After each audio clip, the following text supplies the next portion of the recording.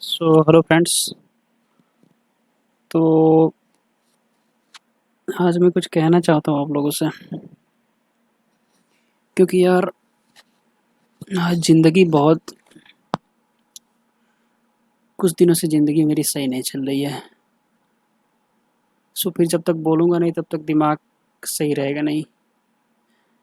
तो फिर चलिए हम अपनी लाइफ के बारे में बात करते हैं। यार ज़िंदगी मेरी ठीक-ठाक थी, सब कुछ सही था, पर ज़िंदगी में मैंने सबसे बड़ी एक गलती कर दी, और वो है कि हेल्प हेल्प लेना। ये जो हेल्प वर्ड होता है ना, ये सबसे खतरनाक चीज़ होता है। हेल्प ज़िंदगी में दोस्तों हेल्प लो, लेकिन अपने से छोटे से हेल्प ना लो, जो तुमसे नीचा हो, उससे हेल्प कभी ना लो। क्योंकि जिस दिन उसने से हेल्प ले लिया उस दिन तुम गिर गए। और मुझे इस बात का अंदाज़ा भी नहीं था कि ये हेल्प लेना मेरे को ज़िंदगी के सबसे बड़े गड्ढे में मुझे धकेल देगा। क्योंकि जिस चीज़ के लिए हम किसी से हेल्प ले रहे हैं, जब उस चीज़ का एक्चुअल बेनिफिट जो होता है, हम अपनी लाइफ में अगर उस चीज़ को पाने के लिए किसी का मैं हेल्प ले रहा हूँ, तो वो हेल्प किसी काम का नहीं आने वाला है। क्योंकि जो बंदा तुमको हेल्प कर रहा है, वो चाहता नहीं है उस चीज़ को कि यार तुम जो गेन करना चाहो तुम गेन करो। भले ही वो तुम्हारे साथ खड़ा हो, भले ही वो हर चीज़ तुम्हारे पर दे रहा हो, लेकिन उसकी अंदर से वो फीलिंग, वो चीज़ नहीं है कि आप आगे बढ़ो, चाहे आप लाइफ में कुछ करो। क्योंकि यार एक होता है ना, आप देखे हो कि एक गरीब किसान का बेटा एक आईएएस ऑफिसर बन गया। क्योंकि यार उस वो जो पैसे दे रहा है, वो गरीब पैसे दे रहा है उसको कुछ भी करने के लिए। उस ये नहीं सोच रहा था कि ये पैसे दूँगा तो मेरा बेटा इसको उड़ाएगा, आवारागर्दी करेगा, फेल्ड होगा, ये पैसे फालतू को मैं फेंक रहा हूँ, ये बर्बाद करेगा। तो वो ये सोच कर नहीं दे रहा है, सिर्फ़ ये सोच कर दे रहा है कि ये पैसा मेरा बेटा पढ़ेगा, इस पैसे से कहीं रहेगा, वो पढ़ेगा और वो एक दिन मेरा नाम रोशन करेगा। यहाँ फैक्टर कुछ और हो जाता है। आपने उस व्यक्ति से पैसे लिए, जो पैसे तो आपको सारे समय पे दिए, लेकिन वो सोच कर नहीं दिए। उसको तकलीफ़ है उस देने से, उसको तकलीफ़ है वो करने से, फिर भी वो कर रहा है सोसाइटी को दिखाने के लिए, अपनी रिस्पेक्ट इज़्ज़त बचाने के लिए। क्योंकि उस चीज़ को रिस्पेक्ट, इज़्ज़त बचाने के लिए वो 2 तरह से ढोंग करते हैं ऐसे लोग। एक तो आप अगर सोसाइटी के बीच में बैठे हो, वहाँ आपको जलील करते हैं, और दूसरी तरफ दिखाते हैं कि मैंने तुम्हारे लिए सबसे बेहतरीन, अपनी ज़िंदगी का सबसे बड़ा कड़वा बहुत तुम्हारे लिए ज़िंदगी में किया है। लेकिन जिस दिन आप उनके सामने आओगे उस दिन आपको वो गिराएँगे सोसाइटी के बीच में, समाज के बीच में ऐसे जलील बुरी तरह आपको तोड़ेंगे, बुरी तरह गिराएँगे। तो ऐसे लोगों से हेल्प ना लें। देखिए, अगर आप एक रिक्शा चलाओगे और ठेला चलाओगे, उससे आप खुद की कमाई से अगर आप आगे बढ़ रहे हो, तो वो बेहतर है कि बशर्ते आप ऐसे लोगों से पैसे लेकर के एक बहुत बड़े आईएएस एग्ज़ाम, चाहे एक बहुत बड़े एसएससी लेवल एग्ज़ाम की तैयारी कर रहे हो। कल की ये सोच कर के मैं एसएससी क्वालिफ़ाइड कर दूँगा, चाहे आईएएस क्वालिफ़ाइड कर दूँगा। क्योंकि ऐसे लोगों से कोई मायने नहीं रखता है। क्योंकि आपकी ज़िंदगी की चाबी उस व्यक्ति के हाथ में है, जो कभी भी किसी भी वक़्त आपकी लाइफ़ को पूरी टर्निंग मोड़ सकता है। तो ऐसे लोगों को बच के रहिए, चाहे वो छोटे लेवल के हो, चाहे आपके। तो अगर आप पैसे ले रहे हो, तो ये डिपेंड नहीं ना करता है कि आप बाहर से ले रहे हो, क्योंकि बाहर से तो कोई देगा नहीं पैसा इतना, आपके घर के ही सदस्य देंगे। और ये बड़े-बड़े मोटिवेशन जो शब्द सुनते रहते हो कि आप माँ-बाप माँ-बाप से बढ़कर दुनिया में कोई नहीं है। तो देखिए सर, माँ-बाप से बढ़कर दुनिया में मैं मानता हूँ कोई नहीं होता है। उसने जन्म दिया है धरती पर, वही सबसे बड़ा होता है। लेकिन धरती पर ऐसे भी माँ-बाप होते हैं ना, कि बच्चे मर भी जाएँगे ना, तो उनसे पूछने वाले नहीं हैं। क्योंकि आपने न्यूज़ में सुनते होंगे, एक माँ ने अपनी बेटी का गला दे दिया, एक माँ ने अपने बेटे को मार दिया। तो वो पहले की कहावत थी कि माँ-बाप अपने बच्चों को बहुत मुश्किल से पालते। आजकल के माँ-बाप वैसे नहीं है भाई। आजकल के बाप माँ इंटरनेट वाले हो गए हैं। हाँ, उनको वही देखता है कि जो मेरा बेटा ज़्यादा सक्सेस है, ज़्यादा कामयाब है, उसके पीछे गुण गाओ, उसकी फ़ोटो मोबाइल पे लगाओ, उसको वो जो बाकी जो थोड़ा-सा कमज़ोर है, जो थोड़ा-सा अपने लाइफ़ को लेकर स्ट्रगल कर रहा है, उसको तो गिराओ, उसको तो सोसाइटी में गिराओ।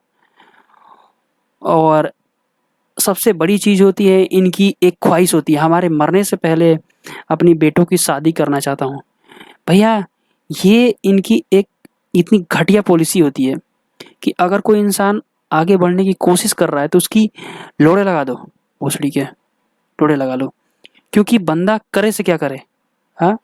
कि हमारे मरने से पहले हम देखना चाहता हूँ कि हमारे घर में बहू आए। ये नहीं चाहते हैं कि हमारे मरने से पहले तू अपने पैरों पर खड़ा हो जा, ताकि तू एक नाम कर दे बेटा। ऐसा ये लोग माँ-बाप नहीं चाहते, ये चाहते हैं हमारे घर में बहू कैसे लाएँ मरने से पहले। तो ये है इनकी सिचुएशन। अगर आपने बहू गलती से ला दी, तो अगले दिन से ये घर में झगड़ा बवाल, इनकी कहानियाँ, इनकी खाने में डिस्ट्रैक्शन, बहू अच्छा खाना ना बनाने वाती, बहू घर में लड़ाई करती है, ये सारे स्टार्ट हो जाएँगे। इनको 6 बजे से पहले खाना चाहिए, इनको हर सुख-सुविधा उस लड़की से चाहिए। जिसको पता ही नहीं है कि ये मैं आ रही हूँ जिस घर में, कुछ अरमान लेकर आई है लड़की, कुछ भी। तो ये लोग स्टंट होते हैं बंदे कि हाँ चलो, अ, शादी की है, इतना खर्चा किए हैं तो हम इनसे पेरें।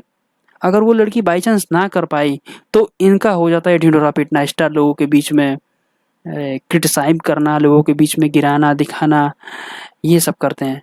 और इसके बाद इनका होता है नेक्स्ट स्टेप कि जो कुछ भी रिसोर्सेज़ होता है, पैसे देना होता है, इसको बंद करो बड़े वाले बेटे को, क्योंकि अब ये विलन हो गया, बुरी तरह से विलन हो गया है। इसकी शादी कर दी, इसको पढ़ाया-लिखाया, लेकिन आज ये नाकामयाब है। एक सोसाइटी में एक बुरी तरह से ये दिखा देते हैं। तो एक्चुअली में ऐसा केस हुआ है और इसका सबसे बड़ा इफ़ेक्ट मेरे ऊपर पड़ा है लाइफ़ में। क्योंकि मुझे इस बात का अंदाज़ा भी नहीं था कि मेरे साथ इतना बड़ा गेम खेला जा रहा है। क्योंकि जब तक वो गेम खेल दिए तब तक मैं क्योंकि यार देखो, कोई भी इंसान पढ़ता है, कोई भी रखता है तो उसको पता होता है कि मुझे क्या पढूँ, क्या ना करूँ। वो इस चीज़ में तबाह रहा था। एक आईएएस एग्ज़ाम चाहे एक बड़ा एग्ज़ाम को लेकर भी तो इसमें सालों लग जाते हैं। 3 साल, 4 साल, अगर आपकी बैकग्राउंड स्टडी ठीक नहीं है तो कम से कम लंबा समय लग जाता है किसी चीज़ को पढ़ने में, समझने में। हुँ? तो इन लोगों को इस चीज़ से मतलब नहीं है कि आप क्या पढ़ो, क्या नहीं करो। इन लोगों को पैसे चाहिए कि आप महीने का कुछ भी करके 40-45 हज़ार महीने कमा रहे हो आजकल के डेट में, तो आप बेस्ट हो, आप बेस्ट हो। 1-2 कौड़ी का कांस्टेबल जो अब 2 कौड़ी कहो या ना कहो ये तो गलत बात है, पर ये भी बात जान लीजिए कि एक एजुकेटेड इंसान के सामने एक कांस्टेबल इतनी दहाड़ के साथ बातें करता है कि एजुकेटेड इंसान की वहाँ वैल्यू नहीं देते हैं लोग कि ये क्या कहता है। ये बंदा अगर 40,000 रुपए महीने कमा रहा है तो इसकी बात में दम है। जो बंदे ने हिस्ट्री, पॉलिटी, इकोनॉमी, ज्योग्राफी सारी चीज़ को बढ़िया तरीके से स्टडी दे दी है, उसकी बात में दम नहीं होती है, क्योंकि यार वो तो सिर्फ़ पढ़ाकू है, वो प्रैक्टिकल नहीं है। ये ये है सोसाइटी वहाँ की। तो यार, पैसे कमाने के लिए कांस्टेबल बनना, पैसे कमाने के लिए हमें वो चीज़ गवर्नमेंट जॉब करना ज़रूरी नहीं है। पैसे कमाने के लिए 1 लाख रास्ते होते हैं। एक बिज़नेसमैन, एक बहुत बड़ा कंपनी का सीईओ, चाहे एक सॉफ्टवेयर डेवलपमेंट, ये गवर्नमेंट जॉब नहीं होती इनके पास, लेकिन फिर भी एक गवर्नमेंट जॉब से ऊपर ज़्यादा टर्नओवर कमाते हैं, क्योंकि इसके पास नॉलेज है, इसके पास ये पढ़ा लिखा है। तो हमारे गाँव का ऐसी पॉलिसी है कि अगर गूगल कंपनी के सीईओ है ना, सीईओ सुंदर पिचाई जो है, अगर वो चले जाएँ और एक कांस्टेबल उनके सामने खड़े हो जाएँगे ना, तो अगर दोनों की शादी करवाने की बात की जाए, तो वहाँ की जो सबसे पहले औरतें आएँगी ना, तो कहेंगी कि ये प्राइवेट जॉब है, इससे अपनी बेटी की शादी नहीं करवाएँगे, ये गवर्नमेंट जॉब है, क्योंकि ये चपरासी के काम करता है, कांस्टेबल, इससे हम अपनी लड़की की शादी करवाएँगे, ये तो प्राइवेट है। तो ऐसी घटिया मानसिकता वाले लोग हैं कि डिफरेंस रखते हैं, नॉलेज के बेस पे नहीं, उनके गवर्नमेंट जॉब के बेस पे। तो इसका भी मैं शिकार हुआ हूँ बहुत बुरी तरह से। और खैर बहुत तकलीफ होती है इन बातों को। और चौथी चीज़ है लाइफ होती है। अब ये लाइफ में तो कैसे जिएं, कैसे क्या करें, ये तो शुरू से ही करीब मुझे 6-7 साल हो गए यहाँ पे मुखर्जी नगर में। मैंने बहुत उतार चढ़ाव देखे। करीब मेरी ज़िंदगी का यहाँ के 60% भाग मेरा लाइब्रेरी और पढ़ाई में ही गुजर गया। और मैंने इसके सिवा कोई दुनिया भी ना देखी। सिर्फ पढ़ते रह गए, चीज़ों को समझते रह गया, और समय कैसे पता चला मुझे पता ही नहीं चला चीज़ों को। स्टडी तो करीब हार्ड ही थी मेरी। सबसे पहले एसएससी की मैंने प्रिपरेशन की, शायद उसमें कुछ मुझे अच्छा नहीं लगा, बाद में मैंने एसएससी छोड़ दिया। फिर मैंने यूपीएससी की प्रिपरेशन स्टार्ट की, तो इसमें मुझे लगा कि हाँ कुछ कर पाऊँगा शायद मैं। तब तक मेरी शादी करवा दी गई और फैमिली ने छोड़ दिया कि अपना जाओ सब कुछ करो, यूपीएससी की प्रिपरेशन छोड़ो, आप दूसरे कांस्टेबल की करो, हम नहीं पढ़ाएंगे आपको। तो यहाँ पे दो प्रेशर है, एक तो शादी के बाद फैमिली की प्रेशर ये, और दूसरी चीज़ है कि ये अचानक ही ये चीज़ों को बंद कर देते हैं बंदे। ये गलत है कि आपने एक थोड़ा-सा पहले बता दिया कि यार छोड़ दो, हम आपको नहीं पढ़ाएँगे, चाहे आगे आपकी स्टडी नहीं करे, तो पहले से बंदा उपाय करके रखता ना हो कि हाँ भाई, आप शादी कर रहे हो, अचानक छोड़ दोगे, तो मैं अपने पैरों पर उस स्टैंड तक मैं सर्वाइव कर पाऊँगा। अब अचानक ही आप 10-12 लाख रुपए लगाकर शादी कर दोगे और कहोगे कि आप दिल्ली जा रहे हो पढ़ने के लिए, हम नहीं पढ़ाएँगे, अपना बोरिया बिस्तर बाँधो और घर आओ, बैठो, बैठो।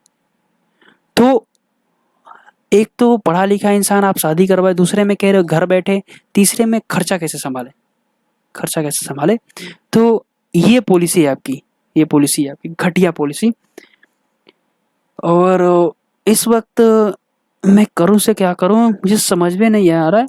हार्ड वर्क किस सब्जेक्ट पे करूँ, किस टॉपिक पे करूँ? मनी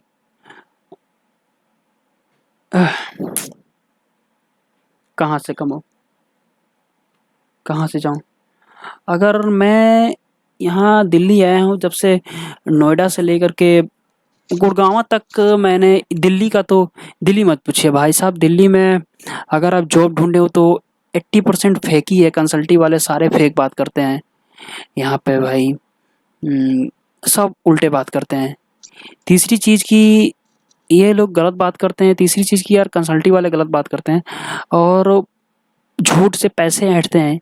दिल्ली में तो आप भूल ही जाओ यार, जॉब मिलेगी तो वो ठीक-ठाक मिल जाएगी, या फिर यहाँ की कोई वो सेफ नहीं हो बंदे।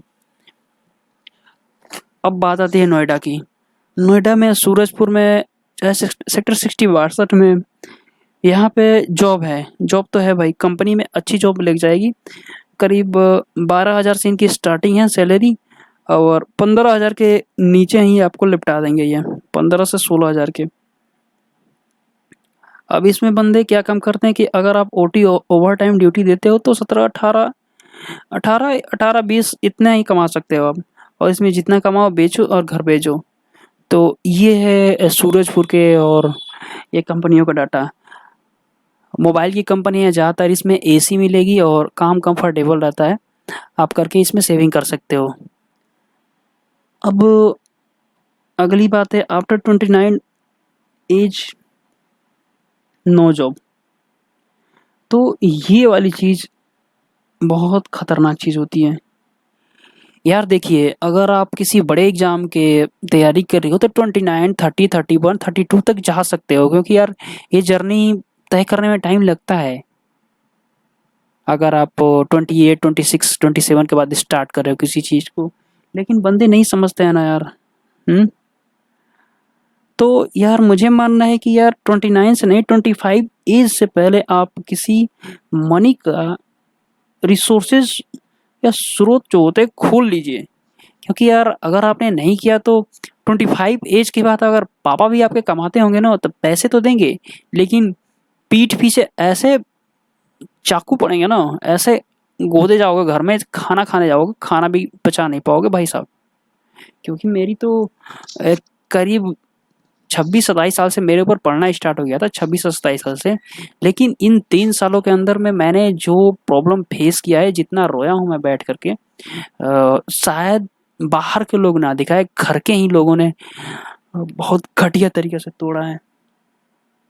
तो ये चीज है।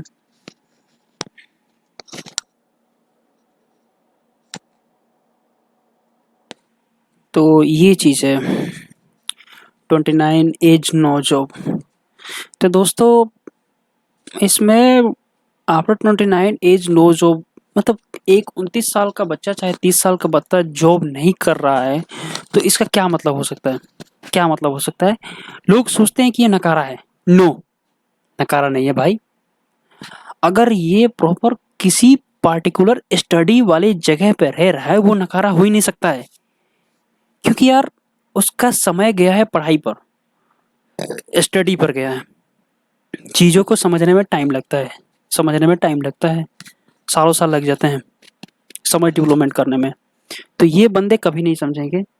और 29 एज नो जॉब का मतलब ये नहीं कि उसके पास माइंडसेट नहीं है, उसके पास चीज़ों को करने की सही चीज़ नहीं है, डायरेक्शन नहीं है। तो ऐसे लोग वो पॉलिसी बनाते नो मनी। भाई अगर 30 साल तक आपके पास पैसे नहीं है, बैंक अकाउंट में पैसे नहीं है, तो बहुत बुरी कंडीशन आप लाइफ में फेस करने वाले हो।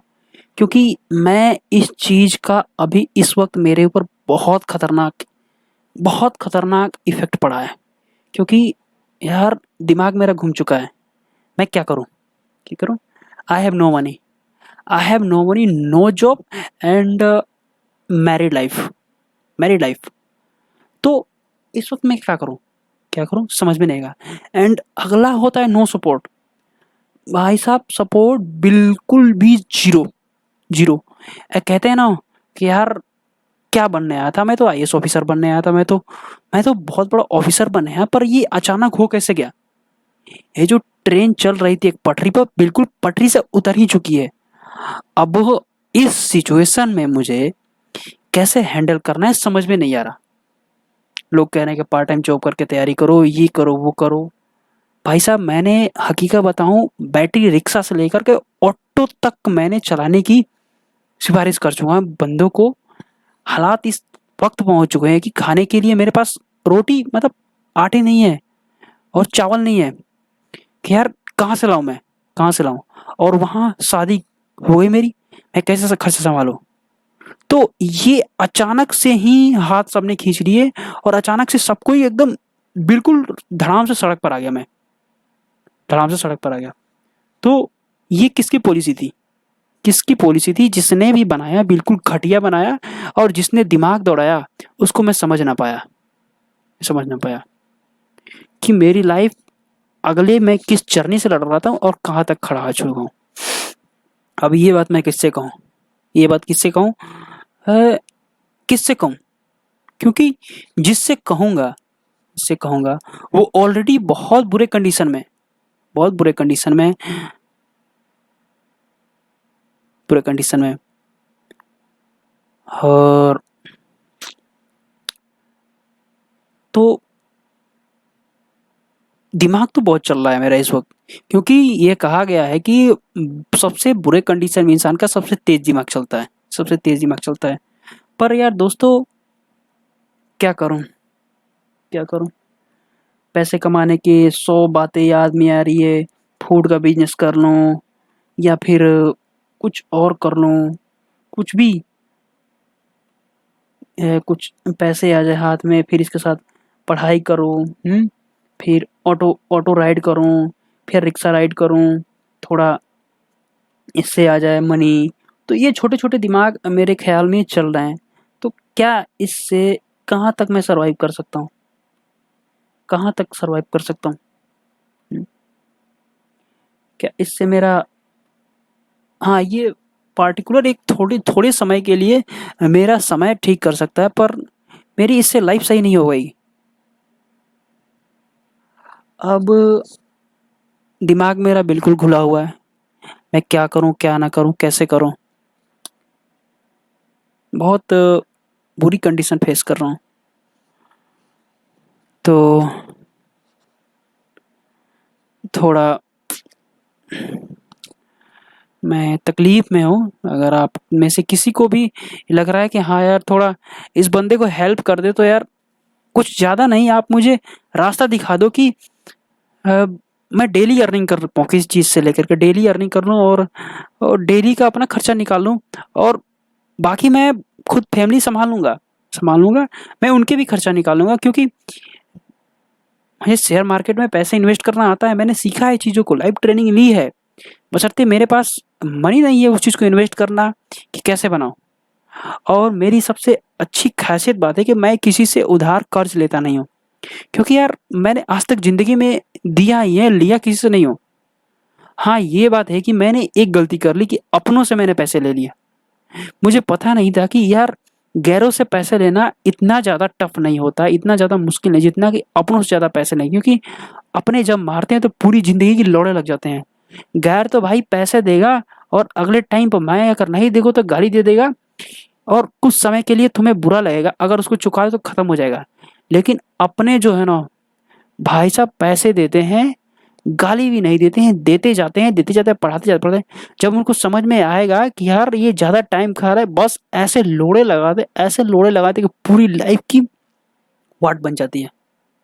भाई बंदा उसमें करे क्या करे, ऐसे दिमाग दौड़ाते हैं भाई साहब। तो मेरा मानना है कि अगर आपकी एज 25 है, 24 के लपेट में है, तो सबसे पहले आप घर से पैसे लेना बंद करो। क्योंकि यार ये बंदे कुछ भी कर सकते हैं, कुछ भी, एवरीथिंग्स आपके साथ कर सकते हैं, कुछ भी गेम खेल सकते हैं, मेंटल प्रेशर से लेकर के इनकी एक-एक वर्ड ब्लड के, आपके खून में तेजाब डालते हैं। ऐसे तेजाब डालते रहें कि आपके ऊपर कैसे उबलता रहेगा। और मैंने वो बुरी रात और बुरा दिन भी फेस किया है। इतनी खतरनाक लेवल के स्टंट लेते हैं बंदे, सुसाइड तक करने लगते हैं कि अगर आपने शादी नहीं की तो मैं मर जाऊँगा। ऐसे नाटक मेरे सामने हैं। और क्या बताऊँ कि बहुत, बहुत ज़्यादा मैंने बहुत बुरी रातें, घर से निकालना, घटिया बातें, पैसे ना देना, लोगों के सामने जलील करना, 10 आदमी के सामने बिल्कुल बहुत एकदम घटिया तरीके से ट्रीटमेंट करना कि इंसान खुद में टूट जाए और बैठकर रोए। फिर भी उन्हें इस बात का, गलतियों का एहसास नहीं होता कि हमने किस लेवल तक उस बंदे को तोड़ा है। और एक खुशी-खुशी जीते हैं और कहते हैं कि I am the best in this planet. Okay? What meaning on this planet? मैं बेस्ट हूँ, मैं एक रिस्पेक्टफुल पर्सन हूँ और बहुत कुछ हूँ। तो ऐसे लोगों के लिए मेरे पास एक ही वर्ड है, बस पीटना। खैर इस चीज़ के लिए मैं माफ़ी माँगता हूँ, तो ऐसा नहीं कहना चाहिए क्योंकि सारे अपने ही हैं। पर आपने जो काम किया बहुत घटिया गलत काम किया है, जो पूरी तरह मेरी लाइफ़ को डिस्ट्रॉय कर दिया है। क्योंकि अब इसके बाद मुझे बनाना एक समय मेरा चला जाएगा और मैं 2 क्रिटिकल टाइम से कैसे लड़ूँ मुझे समझ में नहीं आ रहा। अब मेरे जाएगा समय जाएगा कि क्योंकि मेरा ये पिक पॉइंट है पढ़ाई की, स्टडी की और मुझे एग्ज़ाम क्रैक करने की। इसी बीच में आपने पासा फेंक दिया। भोसड़ी का मुझे पता थोड़ी नहीं था कि साले तुम मेरे साथ ऐसा करोगे, तुम लोग। नहीं तो मैं तो साला मुखर्जी नगर में मैं तो कइयों को रौंदा हूँ। सबसे पहले तुम्हें ही रौंद देता, ठीक से लो साले, कुछ भी कर लेता, प्राइवेट बिज़नेस खड़ा कर लिया था दिल्ली में।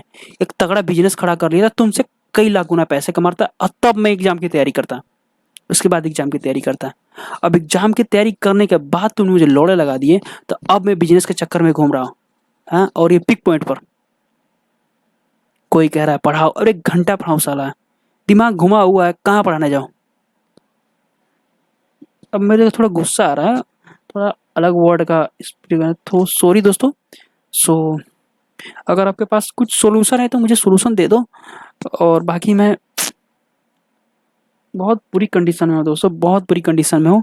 और मैं क्या बताऊँ आपसे, मैं बोली आप मुझे थोड़ा हेल्प करो इन चीज़ों से निकालने के लिए, कोई भी हो मेरी बात सुन रहा हो तो।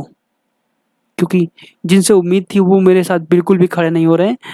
और आपको पता होगा कि सबसे पहले अगर आपके माँ-बाप और घर के अपने साथ छोड़ दें तो आप उस वक़्त क्या फेस करोगे? कहाँ जाओगे? कहाँ जाओगे? हुँ? तो थोड़ा मेरे को हेल्प चाहिए। और आप में से सोसाइटी में कितने लोग हैं कि हेल्प कर रहे हो, यार कुछ मुझे हेल्प कर दो कि मैं आगे बढ़ जाऊँ। और मैं आपका ये हेल्प मैं ज़िंदगी भर नहीं भूलूँगा, और ज़िंदगी भर मैं आपको कहीं भी किसी भी वक़्त मैं हेल्प करूँगा, क्योंकि मैं पूरी ज़िंदगी हेल्प ही कर सकता हूँ।